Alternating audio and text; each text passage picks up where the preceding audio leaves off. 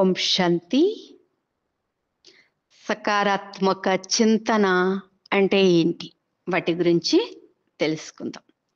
మరి సకారాత్మక చింతన అంటే ఒక 4 అంటే ఒకటోది నెససరీ, రెండవది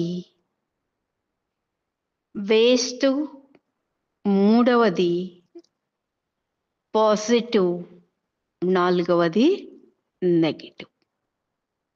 ఈ 4 రకాల యొక్క ఆలోచనల గురించి మనం తెలుసుకుందాం. సో వీటి యొక్క విధి విధానం మరియు లాభాలు కూడా మనం తెలుసుకుందాం. శుభ చింతన, శ్రేష్ఠ చింతన, శుద్ధ చింతన మరియు సమర్థ చింతన ఎలా చేయాలి, వీటి ద్వారా మనకు లాభాలేంటి అనేది స్పష్టంగా తెలుసుకుందాం. మనిషి తన జీవితంలో 4 రకాల యొక్క చింతలు చేస్తాడు. ఒకటి అవసరమైనటువంటి చింతనలు, రెండవది అనవసరమైనటువంటిది, మూడవది సకారాత్మకమైన చింతనలు, నాలుగవది నకారాత్మకమైన చింతనలు. ఎందుకంటే ఆత్మ అవినాశి మరియు మనస్సు యొక్క స్వాభావిక గుణం అయింది చింత చేయటం. అలాగే నిద్రిస్తున్నప్పటికీ కూడా ఆలోచనలు నడుస్తూనే ఉంటాయి. వీటి ఆధారంగానే దుఃఖం కానీ సుఖం కానీ పొందుతాం. సుఖం దుఃఖం కేవలం మనిషి లేక ఏదైనా ఒక ఘటన ఆధారంగానే రావు, కానీ మన ఆలోచనల ఆధారంగానే వస్తాయి. కాబట్టి మన ఆలోచనలు ఎలా ఉండాలి అనేది తెలుసుకుందాం. ఒక స్టోరీ. క్రీటో అనే ఒక వ్యక్తి ఉగ్ర ప్రవృత్తి, అంటే ఆ వ్యక్తికి మరొకరు సుక్రాత్, విశ్వంలో గొప్ప దర్శనీయక ప్రసిద్ధి చెందాడు సుక్రాత్. ఇతడు చాలా సకారాత్మక మరియు అవసరమైనటువంటి ఆలోచనలే చేసేటువంటి వాడు సుక్రాత్. మరి అటువంటి ఆలోచనలలో అతనికి మరియు ఇతరులకు కూడా సుఖం లభించేది. ఇలాంటి వ్యక్తిత్వం ఉండడంతో అతడు చాలా ప్రసిద్ధిగా అయిపోయాడు. అతని అభినందించేటువంటి ప్రజల్లోనే కొంతమంది ఇతనికి వ్యతిరేకంగా కూడా ఉన్నారు. అలా ఉన్న వారిలో ఒకరు క్రీటో. ఒక్కసారి సుక్రాత్ తన పని తాను చేసుకుంటూ ఉంటే క్రీటో చాలా ఆవేశంతో, చాలా నకారాత్మకంగా ఆలోచిస్తూ అతని వద్దకు వచ్చాడు. చాలా కోపంతో అన్నాడు, సుక్రాత్, నేను ఈ రోజు నీకు అంతిమ సంస్కారాన్ని చేస్తాను అని అన్నాడు క్రీటో. అప్పుడు సుక్రాత్ క్రీటో వైపు కూడా చూడకుండా తన పని తాను చేసుకుంటూ ఉన్నాడు. నీ ఇష్టం, నీకు ఎలా నచ్చితే అలాగే చెయ్యి అని అన్నాడు. అది వినగానే క్రీటో ఆశ్చర్యపడిపోయాడు. ఒక్క సెకండ్లో అలాగే ఆగిపోయాడు. అది సుక్రాత్ చూశాడు. అప్పుడు సుక్రాత్ అన్నాడు, నా అంతిమ సంస్కారం చేసే ముందు నేను అనేటువంటిది నేను నీకు తెలియజేస్తాను, అది నువ్వు తెలుసుకోవాలి అని అన్నారు. సుక్రాత్ యొక్క నేను అనగా ఆత్మ జ్ఞానం ఏదైతే తన వద్ద ఉందో, ఆత్మ జ్ఞానం ఏదైతే తన వద్ద ఉందో ఆ జ్ఞానాన్ని నువ్వు తీసుకో అని అన్నాడు. ఆత్మ జ్ఞానము అంటే ఆత్మలో ఉండేటువంటి దైవీ గుణాలు. ఆత్మ యొక్క జ్ఞానం అంటే దయ, క్షమ, సకారాత్మక చింతన, పరోపకారం, గౌరవం, శాంతి, ప్రేమ, ఇలాంటి మొదలగు గుణాలు. ఇవి ఆత్మ యొక్క జ్ఞానం. అప్పుడు క్రీటోలో ఉన్న హింసాయుత ఆలోచనలు మారిపోయి అతడు అహింసావాదిగా అయిపోయాడు. ఎందుకంటే నేను ఎవరు, నా యొక్క గుణాలు ఏంటి, నా ఆలోచనలు ఏంటి అనేది స్పష్టంగా తెలుసుకొని అతడు నకారాత్మక ఆలోచనలు వదిలేసి సకారాత్మకమైనటువంటి ఆలోచనలు చేశాడు. అలాగే ఇలా సకారాత్మక ఆలోచనలకు తోడున మన భారతీయ సంస్కృతి ఆధారంగా చాలా మంది నోటి నుంచి ఒక సకారాత్మక చింతనకు సంబంధించినటువంటి విషయం మనం విందాం. ఆ ప్రసిద్ధమైన విషయం ఏమిటి అంటే, భగవంతునికి కూడా ఒక సంకల్పం వచ్చింది. సృష్టిని రచించాలి అని సంకల్పం వచ్చింది. చూడండి, మనం ఎన్ని సంకల్పాలు చేస్తాము? నేను భగవంతుడిని సంతానాన్ని. కానీ భగవంతుని సంకల్పంలో ఎంత శక్తి ఉంటే అతడు మొత్తం సృష్టిని రచింపజేయగలడు? ఆలోచించండి. మనం ఏం పని చేసినా, ఉదాహరణకు మనం వంట చేసినా, వస్త్రాలు తయారు చేసినా, లేదా ఒక శిశువుకి గర్భంలో ప్రాణం పోసిన తర్వాత ఎప్పుడైతే ఆ శిశువు భూమిపైకి వస్తాడో అతని జీవితాన్ని మనం తయారు చేస్తాం. ఇలా మనం ఏ పని చేసినా మన దృష్టికోణంలో మంచిగానే చేస్తాం. అయితే స్వయం మరి భగవంతుడు ఎప్పుడైతే సృష్టిని నిర్మిస్తాడో మరి అతడు కూడా ఎలాంటి సృష్టిని రచిస్తాడు? నకారాత్మకమైన సృష్టిని రచించడు కదా, వ్యర్థమైతే రచించడు కదా, మరి ఏదైతే అనవసరమో అది రచించడు కదా. కాబట్టి తప్పకుండా ఒక సకారాత్మకమైన సుందరమైనటువంటి ప్రపంచాన్ని భగవంతుడు రచిస్తారు. మరి ఎప్పుడైతే సంకల్పాల్లో ఇంత శక్తి ఉందో, అంటే దేనినైనా నిర్మించవచ్చు, అలాంటప్పుడు మనం ఎందుకు మన సంకల్పాలపై అటెన్షన్ ఇవ్వకూడదు? మన సంకల్పాలపై ఎప్పుడైతే అటెన్షన్ ఇస్తామో అప్పుడు మనం కూడా మంచిదే నిర్మిస్తాము, మంచిదే రచన చేస్తాం కూడా. కాబట్టి పాజిటివ్ థింకింగ్ స్వయం మనలో రావాలి ఫస్ట్. బట్ ఫస్ట్ దైంది శుద్ధ చింతన, సెకండ్ దైంది శుభ చింతన, థర్డ్ అయింది శ్రేష్ఠ చింతన, ఫోర్త్ అయింది సమర్థ చింతన. ఈ 4 శ్రేష్టమైన, శుద్ధమైన, సమర్థవంతమైన మరియు శుభమైన చింతనలు మనలో రావాలి. అంటే ఫస్ట్ శుభ చింతన అంటే ఏంటో తెలుసుకుందాం. శుభ చింతన అంటే ఏదైతే సత్యంగా ఉంటుందో, మనకు ఎప్పుడైతే అది సత్యమైంది అని అనిపిస్తుందో, అంటే నీటిని నీరు అనడం సత్యం, కానీ నీటి యొక్క స్వభావం ఏంటి? శీతలత, ప్రవహించడం. ఎప్పుడైతే నీరు పల్లం వైపు మాత్రమే ప్రవహిస్తుంది, అంటే అది దాని యొక్క నమ్రతకు గుర్తు. మనకు నీటి యొక్క అవసరం చాలా ఉంది, కాబట్టి దాని గుణాన్ని కూడా ఎప్పుడూ మర్చిపోవద్దు. కనుక నీటి యొక్క స్వభావం చల్లదనం. వాటిని మనం ఎంతైనా వేడి చేసినా ఆటోమేటిక్గా కొంత సమయానికి తర్వాత తన స్వభావంలోకి వచ్చేస్తుంది, అనగా ఆ నీరు చల్లబడిపోతాయి. మరి పల్లం వైపు ప్రవహించడం దాని యొక్క నమ్రతకు గుర్తు. ఇలా మనం ఏ వస్తువు గురించి అయినా సకారాత్మకంగా ఆలోచిస్తే మన మనస్సులో సుఖం వస్తుంది. అప్పుడు మన యొక్క వైబ్రేషన్లు మన చుట్టూ ఉన్న వాతావరణంలో వ్యాపిస్తాయి. దీనితో మన పరివారంలోని వాతావరణం సుఖంగా, శాంతిగా నిండుతుంది. కాబట్టి మనం శుద్ధ చింతన మన జీవితంలో అలవర్చుకోవాలి. సెకండ్ ఏంటి? శుభ చింతన. శుభ చింతన అంటే జీవనోపాధి కోసం మన ఆలోచనలు నడుస్తూనే ఉంటాయి, అనగా నెససరీ. కానీ జీవితాన్ని ఉన్నతంగా తయారు చేసుకోవాలి అంటే వాటి గురించి ఆలోచించాలి. కానీ ఈ ఆలోచన మనం తక్కువగా చేస్తున్నాం. సో మనం ఉన్నతంగా కావటానికి ఆలోచనలు చాలా తక్కువగా చేస్తున్నాం. ఎందుకంటే ఇతరులను చూస్తున్నాం, తనను తాను మర్చిపోతున్నాం. కనుక సో ఉన్నతంగా అవ్వాలి అంటే ఆలోచనలలో మనం ఎక్కువ చేయాలి. కాబట్టి జీవితం యొక్క ఉన్నతి విలువలలో ఇమిడి ఉంది, కళలలో ఇమిడి ఉంది. ఏ పని అయినా గుణయుక్తంగా ఉంటే అది కళవలే మారుతుంది. మరి అలాంటి కళలతో తీర్చిదిద్దబడిన జీవితం, ఒక జీవించే కళ మనలో వస్తుంది. శుభ చింతన అంటే మన గుణాల పైన చింతన.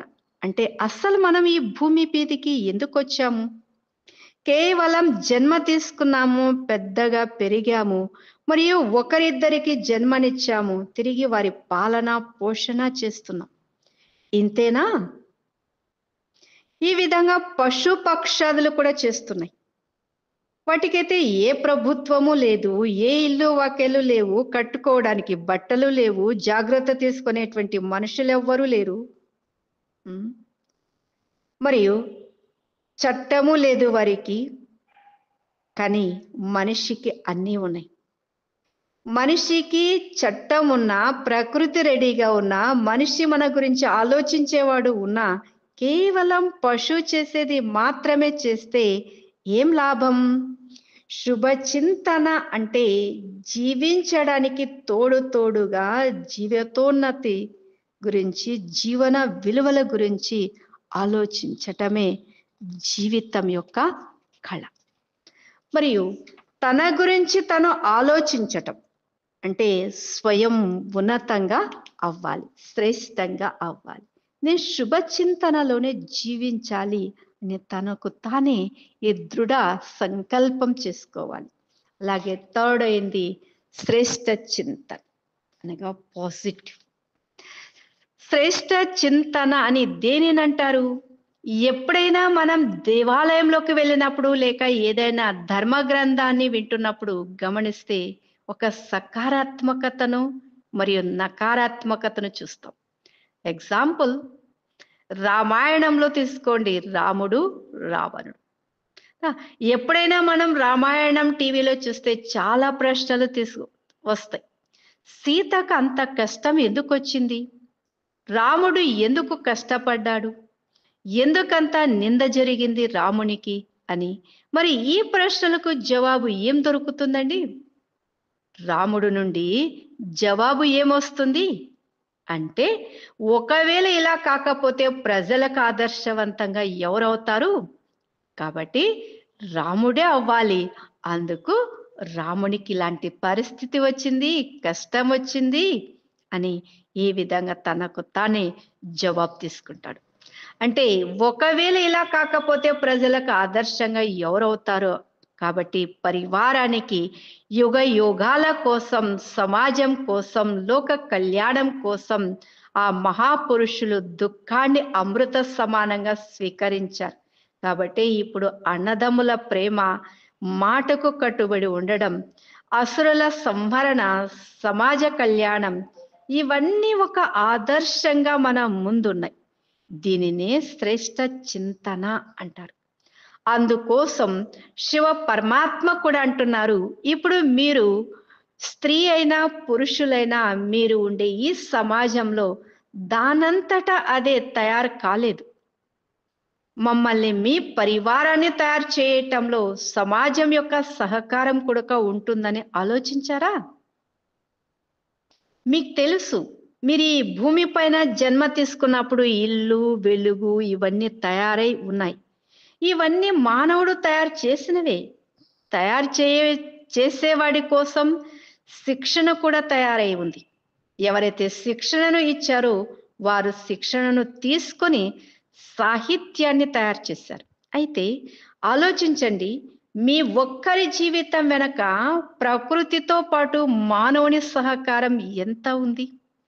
ఈరోజు సమాజం నుండి ఎవరైనా సాధువుగా, సమాజ సేవకునిగా తయారై దానంతటా ఒక కొత్త జీవితాన్ని రచిస్తారో అతనిని ఎంత గొప్ప దృష్టితో చూస్తారు. మరి ఒకవేళ రేపు మీ ఇంటిలో నుండి మీ అక్కయ్యనో లేదా మీ భర్తనో మీ కూతురు కోడలు అంటున్నారనుకోండి, మేము కూడా సమాజ సేవ చేయాలి, మాకు కూడా సెలవు ఇవ్వండి అని, మేము విశ్వ సేవకు బయలుదేరుతాము అని అంటే ఏమంటారు? ఆలోచిస్తారు. లేదు లేదు, మీరు ఎలా ఇలా అవుతారు అని అంటారు. కానీ ఎవరైనా అయినారంటే వారు మహానుభావులు, శ్రేష్ఠులు అని అంటారు. కానీ మీ ఇంటిలో నుంచి ఎవరైనా వెళ్తాము అంటే వెళ్ళొద్దు అని అంటారు కదా. వేరొకరికి మాత్రం వేరొకరి యొక్క సంతానం సాధువుగా అయితే అంటారు, ఆహా అంత మంచి నిర్ణయం మీ వాడితో మొత్తం కుల ఉద్ధరణ జరిగింది అని. అలా మీరు కూడా మీ కుల ఉద్ధరణ చేసుకోండి. కాబట్టి శ్రేష్ఠ చింతన అంటే కేవలం వర్తమానం గురించి ఆలోచించకుండా భవిష్యత్తు గురించి ఉన్నతంగా ఆలోచించడం. కాబట్టి శివ పరమాత్మ అంటున్నారు, పిల్లలు మీకు ఇష్టం ఉన్నా లేకపోయినా ఈ సమయం మారేదే ఉంది. అనగా ఈ సమయం సృష్టి పరివర్తన అయ్యేదే ఉంది. సృష్టి తప్పకుండా పరివర్తన అవుతుందండి. ఏ విధంగా అమావాస్య పౌర్ణమి ఒకదాని తర్వాత మరొకటి తయారవుతాయో అలానే సృష్టి కూడా మారుతూ ఉంటుంది. అంటే కలియుగం తర్వాత సత్యయుగం తప్పకుండా వస్తుంది. అమావాస్య తర్వాత పౌర్ణమి తప్పకుండా వస్తుంది. పౌర్ణిమ తర్వాత అమావాస్య తప్పకుండా వస్తుంది. దీనికి ఎవరు క్వశ్చన్ వేయరు. ఎందుకు వస్తుంది, ఎలా వస్తుందని ఇలా ఆలోచించరు, క్వశ్చన్ కూడా వేయరు. దాని యొక్క బట్ విధి అని చెప్పేస్తాం. ఇది కూడా సృష్టిలో ఒక రచింపబడి ఉంది అని. మరి ఈ సృష్టి కూడా ఇందులో యుగాలు కూడా రచింపబడి ఉన్నాయి. కాబట్టి ఇప్పుడు ఈ అంతిమ సమయం కలియుగం. ఈ కలియుగం తప్పకుండా పరివర్తన అవుతుంది కృతయుగంలోకి. కానీ ఆ కృతయుగంలోకి పరివర్తన చేసేదెవరు? ఇది నిశ్చితమై ఉంది. ఇలాంటి శ్రేష్ఠ చింతన ఉంటే ఏదైతే నిశ్చితమై ఉందో దాని గురించి ఆలోచించడం, మనల్ని మనం దేవీ దేవతలుగా తయారు చేసుకోవడం. కాబట్టి అంటారు, గుణయుక్త జీవితం గడిపేవారే మహానుగా ఆదర్శంగా తయారవుతారు అని. అయితే సమాజం, విశ్వం మనకు ఇన్ని ప్రసాదించినప్పుడు మనం కూడా విశ్వానికి ఏదైనా ఇవ్వాలి, చెయ్యాలి. దీనినే శ్రేష్ఠ చింతన అంటారు. కనుక మనం విశ్వానికి ఇవ్వాలి అంటే, సమాజానికి ఇవ్వాలి అంటే నేను శ్రేష్టమైనటువంటి ఆలోచనలు అనగా నా అవసరమైనటువంటి ఆలోచనలే కాదు, బట్ విశ్వం పైన కూడా ఆలోచించటం, సర్వుల పైన ఆలోచించటం మంచిది. ఫోర్త్ అయింది సమర్థ చింతన. ఏ శ్రేష్టతను మనస్సు గ్రహిస్తుందో దానికి కర్మలోకి తీసుకురావడమే సమర్థ చింతన. ఉదాహరణకు, ఇద్దరు అన్నదమ్ములు కారులో ప్రయాణిస్తూ ప్రమాదానికి గురి అవుతారు. ఆసుపత్రిలో చేరుస్తారు. వేరువేరు రూమ్లో ఇద్దరికి ఒక చెయ్యి విరిగింది. సంబంధికులు పరామర్శించడానికి వస్తారు. ఒక్కరు భగవంతుని నిందించడం, మరొకరు భగవంతుని స్మృతి చేయటం, భగవంతునికి కృతజ్ఞతలు తెలియజేసుకోవటం. ప్రాణాలైతే పోలేదు కదా అని. చూడండి, సంఘటన ఒక్కటి, ఇద్దరికీ ఒకే కష్టం, నష్టం. కానీ ఆలోచనలో ఎంత తేడా ఉంది. దానితో రెండు రూపాల్లో వాతావరణం వేరువేరుగా ఉంది. కొంతమంది భగవంతుని నిందించేటువంటి వాతావరణంలో ఏముంది? సో నకారాత్మకత. సో భగవంతునికి కృతజ్ఞత చెప్తూ ప్రాణాలు పోలేదు, చిన్న దాంట్లో వెళ్ళిపోయింది. అందుకే అంటారు, సో శూలం లాంటి పరిస్థితి ఒక సూదిలాగా అయిపోయింది అంటే సకారాత్మక చింతన. కానీ వాతావరణంలో వేరువేరుగా నిండి. కాబట్టి మనం సగటును ప్రవర్తన చెయ్యలేం, కానీ దృష్టికోణాన్ని మరియు ఆలోచన విధానాన్ని పరివర్తన చేయవచ్చు. సకారాత్మక చింతనకు తోడుగా సాధారణత. ఎవరైనా నీటుగా తయారైతే మనం అంటాము హుందాగా తయారయ్యాడు అని. కానీ సాధారణత అంటే యథార్థత లేకుండా ఉండటం కాదు, సాధారణ జీవితం, ఉన్నతమైన ఆలోచనలు అని అన్నారు. ఫ్యాషన్స్ మారుతూ ఉంటాయి, రకరకాలుగా వస్తాయి పోతాయి. కానీ అంతర్జాతీయమైన అలంకారం సాధారణతని మీరు ఎన్ని రోజులు వైట్ డ్రెస్ వేసినా చూసినా మీకు ఎలాంటి విసుగు రానే రాదండి. కాకపోతే దాని యొక్క మెయింటెనెన్స్ కొంచెం కష్టమవుతుంది. ఎందుకంటే వైట్లో ఏ పోలికకు చెందిన విషయం లేదు. White is always white. అదే మీరు ఏదో ఎరుపు, పసుపు రంగులు ధరిస్తే వాటి అందం చూసే వారి నేత్రాలపై ఉంటుంది. అందుకోసం అంటారు, సౌందర్యం ఎప్పుడు మరణించదు. సౌందర్యము అంటే సాధారణతలో ఉంది. సౌందర్యం కేవలం మనల్ని మనం అలంకరించుకోవడంలో కానీ, మన ఇంటిని సుందరంగా ఉంచుకోవడంలో కానీ లేదు. సౌందర్యం 4 విషయాల్లో ఉంది. 4 విషయాల్లో ఉంది. మరి ఆ విషయాలేంటో ఇప్పుడు మనం తెలుసుకుందాం. ఒకటి, చిరు దరహాసం. అంటే ఇంటిలో ఆధునిక కార్య సౌకర్యాలు ఏవి లేకపోయినా ఇంటికి వచ్చిన అతిథి గేటు నుంచే మంచి చిరు మందహాసంతో వారికి స్వాగతం పలికి కొండలోని చల్లని నీరు ఇచ్చినా చాలు, వచ్చిన వారు చాలా సంతోషిస్తారు. ఇది కూడా ఒక సౌందర్యం. కానీ ఎన్ని ఆధునిక సౌకర్యాలు ఉన్నా కానీ ఇంటికి వచ్చిన వారిని వీడెందుకు వచ్చాడు అన్నట్లుగా స్వాగతం చేస్తే ఎలా ఉంటుంది? మనిషి మనిషిగా కలుసుకోకపోతే ఎలాగండి? కాబట్టి చిరునవ్వు మొదటి యొక్క సౌందర్యమైంది. మరి రెండవ సౌందర్యమైంది మృదువుగా వ్యవహరించడం. అందుకే అంటారు, బెల్లం ఇవ్వకపోయినా పర్వాలేదు, బెల్లం లాంటి మాటలైనా మాట్లాడండి అని. ఉదాహరణకు ఎప్పుడైనా మేము షాపింగ్ వెళ్ళే కొన్ని షాపులలో షాప్ కీపరు ఎలా ఉంటుందంటే, ఏ వస్తువుని చూపించమన్నా ఇది చాలా ఖరీదైనది, మీరు తీసుకోగలరా అని అడుగుతారు. మరి షాప్కి వెళితే షాప్ కీపర్ చాలా మధురంగా ఆహ్వానించి ఎన్ని చూపించడానికి ఖర్చు కాదు కదా, మీరు తీసుకోకపోయినా పర్వాలేదు చూడండి అని అంటే మనకేమనిపిస్తుంది? అక్కడ కొనాలనిపిస్తుంది. మనకు ప్రస్తుతం అవసరం లేకపోయినా సరే ఎప్పటికైనా అవసరం పడుతుందని ఆ వస్తువు కొంటాం. కాబట్టి మృదు వ్యవహారం అది అవసరం లేకపోయినా కూడా తీసుకొనిస్తుంది. అంటే చూడండి, మధురతతో మాట్లాడిన వాడే కదా లాభపడ్డాడు. కాబట్టి సౌందర్యం సాధనాలలో లేదు, వ్యవహారంలో మధురతలో ఉంది. మూడవది, వ్యవహారంలో నవీనత ఉండాలి. అంటే మనం చేసే ప్రతి కార్యంలో నవీనత ఉండాలి, అనగా కొత్తదనం. ఒకవేళ ఇంటిలోని స్త్రీకి వెరైటీ భోజనం చేసేది రాకపోతే సాధారణంగా ఇంట్లో వారు హోటల్లో భోజనానికి అలవాటు పడిపోతారు. అక్కడ రుచులను చక్కగా ఆస్వాదిస్తారు. కానీ వాటిలో తల్లి యొక్క ప్రేమ, ఆప్యాయత, భావన ఉండవు. కాబట్టి మనం చేసే ఏ పనినైనా ఒకేలా కాకుండా నిత్యం నూతనంగా చేయడానికి ప్రయత్నించాలి. అప్పుడు మంచిగా ఇంటి భోజనానికి అలవాటు పడతారు.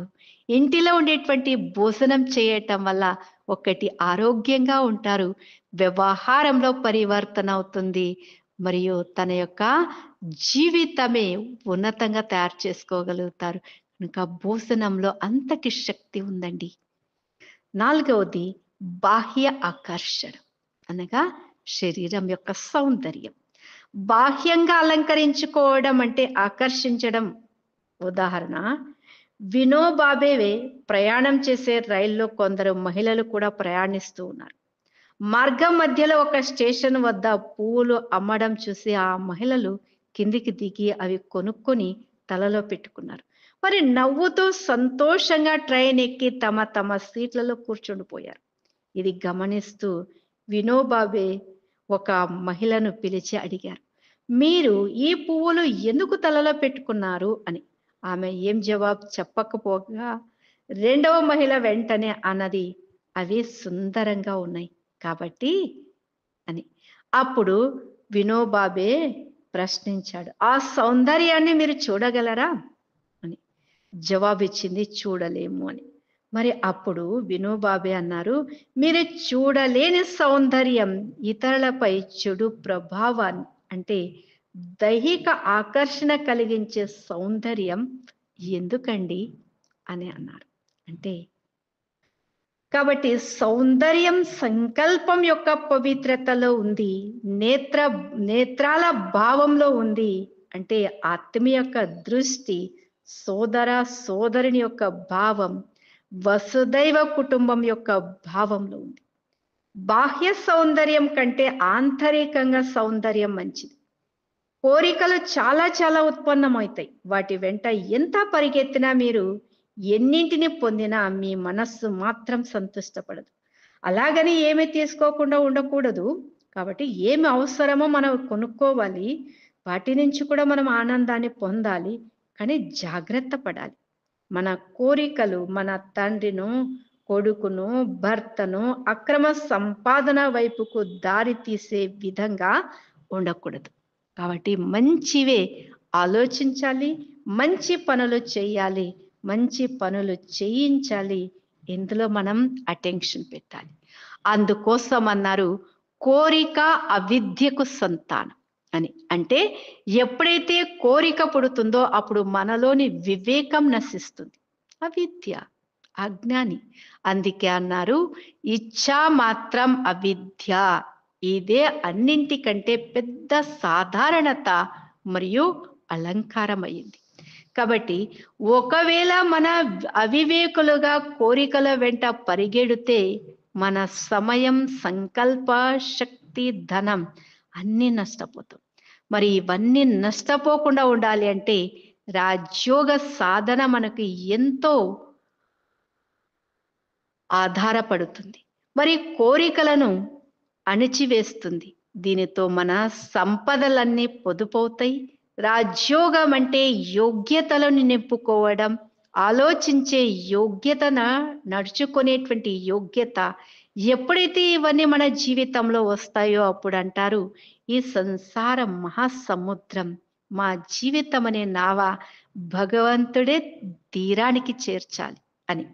భగవంతుడు తప్పకుండా చేరుస్తారండి. కాబట్టి మన ఆలోచించే యోగ్యత, నడుచుకునేటువంటి యోగ్యత ఎప్పుడైతే మనలో ఉంటుందో అప్పుడు తప్పకుండా భగవంతుడే మన యొక్క నావను తీరానికి చేరుస్తారు. కానీ కర్మల సిద్ధాంత ప్రకారం ఎవరు ఏది ఎలా చేస్తే వారు అది అలాగే పొందుతారు. అందుకే రాజయోగ అభ్యాసం ద్వారా ఇలాంటి సకారాత్మక చింతనను చేస్తూ మన జీవితంలో ఆంతరిక సౌందర్యాన్ని పొంది రేపు రాబోయే కొత్త ప్రపంచం యొక్క దేవతలుగా కావచ్చు. కాబట్టి ఇటువంటి అభ్యాసం మీరందరూ కూడా చేస్తారని, ఈ అన్ని ఆలోచనలు, కర్మలు మరియు మాటలు స్వయం యొక్క జీవితంలో అలవర్చుకుంటారని నేను ఆశిస్తూ ఉన్నాను. ఓం శాంతి.